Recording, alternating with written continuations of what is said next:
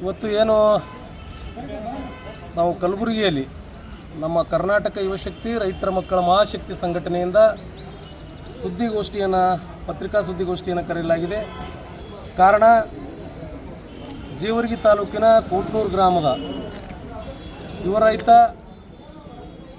ಆನಂದ್ ಸಿದ್ದಪ್ಪ ತಳವಾರ್ ಇವತ್ತು ಆತ್ಮಹತ್ಯೆ ಮಾಡಿಕೊಂಡಿರುವ ಹಿನ್ನೆಲೆಯಲ್ಲಿ ಈ ಸುದ್ದಿಗೋಷ್ಠಿಯನ್ನು ಕರೆಯಲಾಗಿದೆ. ಇವತ್ತು ನಮ್ಮ ಜೊತೆಗೆ ಸುದ್ದಿಗೋಷ್ಠಿಯಲ್ಲಿ ಆನಂದ್ ತಳವಾರ್ ಅವರ ಪತ್ನಿ ಗಂಗಮ್ಮ, ತಾಯಿ ಕಸ್ತೂರ್ಬಾಯಿ ತಳವಾರ್ ಮತ್ತು ನಮ್ಮ ಕರ್ನಾಟಕ ಯುವಶಕ್ತಿ ಸಂಘಟನೆಯ ಜಿಲ್ಲಾಧ್ಯಕ್ಷರಾದಂಥ ಶಿವಕುಮಾರ್ ಸಾಗರ್,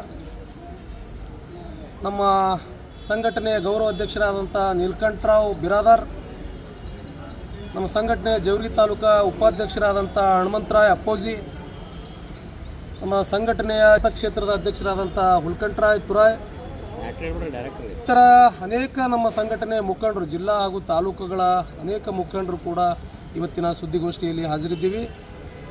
ಇವತ್ತು ನಾವು ವಿಶೇಷವಾಗಿ ರಾಜ್ಯ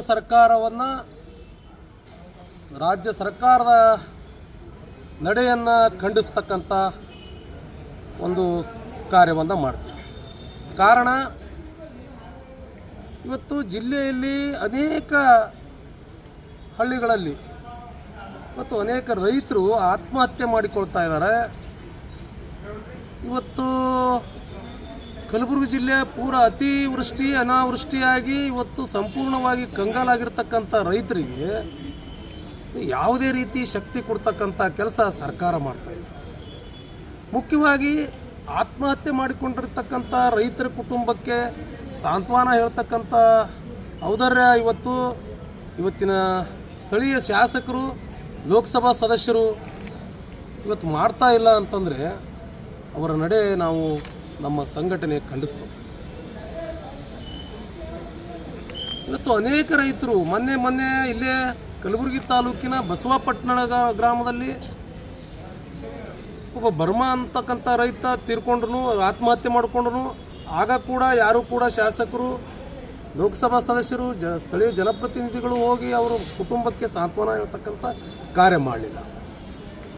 ಇವತ್ತು ಮೊನ್ನೆ 19ನೇ ತಾರೀಕು ಜೇವರ್ಗಿ ತಾಲೂಕಿನ ಕೋಟ್ನೂರು ಗ್ರಾಮದಲ್ಲಿ ಆನಂದ್ ಸಿದ್ದಪ್ಪ ತಳವಾರ್ ಎಂಬ ರೈತ ಆತ್ಮಹತ್ಯೆ ಮಾಡ್ಕೊಳ್ತಾನೆ. ಆವಾಗಲೂ ಕೂಡ ಇವತ್ತು ಅವರ ಮನೆಗೆ ಹೋಗಿ ಅವರ ಕುಟುಂಬಕ್ಕೆ ಸಾಂತ್ವನ ಹೇಳ್ತಕ್ಕಂಥ ಕಾರ್ಯ ಇವತ್ತು ಶಾಸಕರು, ಲೋಕಸಭಾ ಸದಸ್ಯರು ಮಾಡಲಾಗಿದ್ದಾರೆ ಅಂತ ಇವತ್ತಿನ ಶಾಸಕರು ಮತ್ತು ಲೋಕಸಭಾ ಸದಸ್ಯರು ಮತ್ತು ಸರ್ಕಾರ ಅವ್ರದ್ದು ಇವತ್ತು ಸಂಪೂರ್ಣವಾಗಿ ವಿಫಲವಾಗಿದೆ ಅಂತಕ್ಕಂಥ ಮಾತನ್ನು ಇವತ್ತಿನ ಈ ಸುದ್ದಿಗೋಷ್ಠಿಯಲ್ಲಿ ನಾನು ಹೇಳೋಕ್ಕೆ ಇಷ್ಟಪಡ್ತೀನಿ.